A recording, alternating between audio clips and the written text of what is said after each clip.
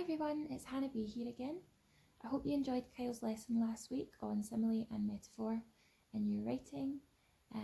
If you can remember, 2 weeks ago I went into an introduction to plays and Scottish theatre and why they're important, but this week I'm going to focus more on the terminology of theatre before rounding it off with an activity that you can do at home. It's important to know about the context behind plays that take place on a stage and how they make their journey from being a story to a script and then to a performance.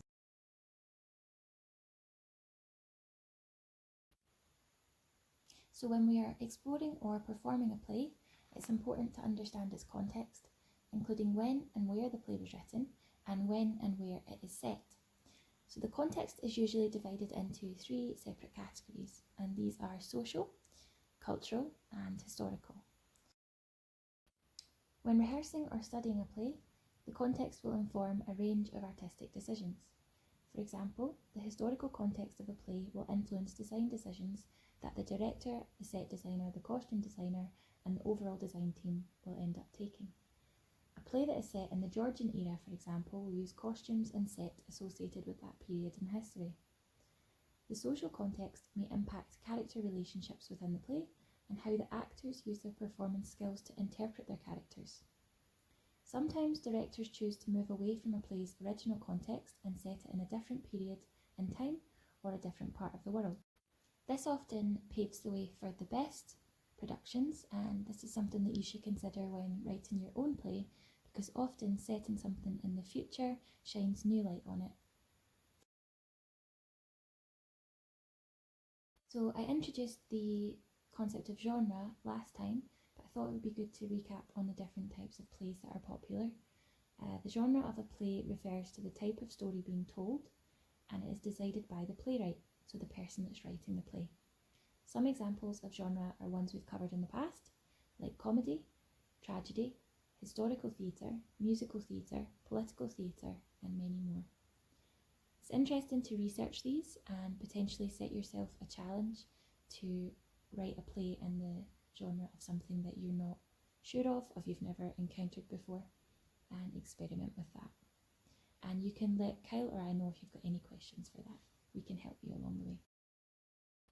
So the dramatic structure of a play is how the plot or the story is laid out, which often includes a beginning, a middle and an end, like most stories that we've covered in the past. Plays may also include subplots, and this is important to remember as these are smaller stories that allow the audience to follow the journey of different characters and events within the larger context and storyline. Plays can often feature an element of conflict, which does not need to be a fight or an argument, but can simply mean an obstacle that a character needs to overcome. The dramatic structure of plays often follow the same plot pyramid of exposition, rising action, climax, falling action and resolution, which I'm sure you've seen before. A typical dramatic structure is linear, with events occurring chronologically, and this means that the story takes place in a logical order of events in time, so from beginning to middle to end.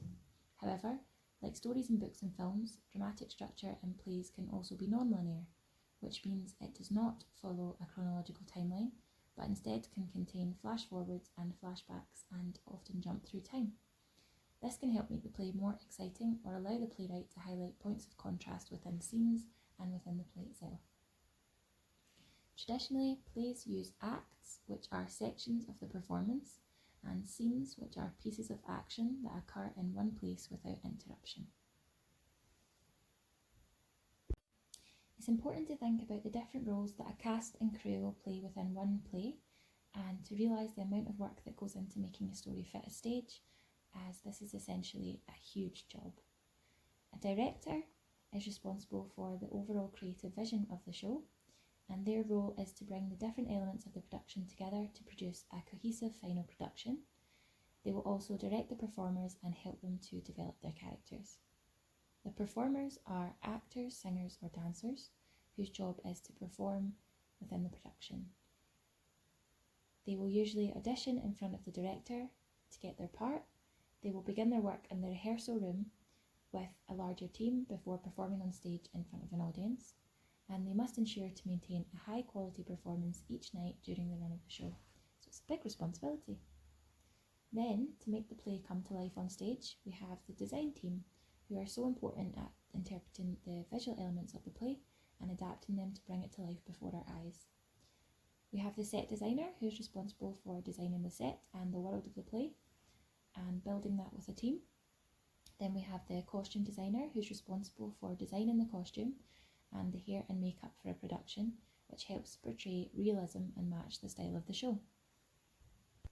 We also have the lighting designer, who's responsible for designing the lighting within a production, creating visuals that will impact on the atmosphere and mood on stage, and they work with technicians to make this happen.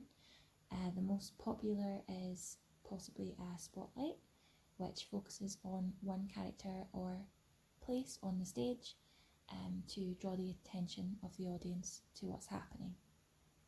We also have a sound designer, who's responsible for designing the use of sound within a production, and this can be sound effects or music, or most commonly both. We then have a playwright, who's responsible for writing the play, and the most famous of all is William Shakespeare, who I'm sure you all know of. So, channeling what we've learned today, how about you start to write your own play? Picture an empty stage ready for you to build upon. Think of the world your play will inhabit. Will it have a historical context and be set in the past? Perhaps you'll set your play during World War II or even the world before lockdown. Will your play be set in Scotland and have a cultural context, exploring life in Scotland today? Let your imagination run wild. As with any story, planning your setting and the world in which your play exists is so important. Think of yourself as both playwright and director, as your role is to write the play but also make important and informed decisions about how the play will look on stage. These decisions are usually informed by the context of your play and the plot. For example, if my play takes place in the future and is set in space, I will use this to create a visual setting that represents a planet, and also think of my characters who should be dressed appropriately, so potentially they could be astronauts or aliens. I've created a wee worksheet for you to start building your world, so download this and get started. And there's also another quiz this week, and the answers will be posted next week as well for you. So good luck, I hope you enjoyed this, and have a great week. Bye!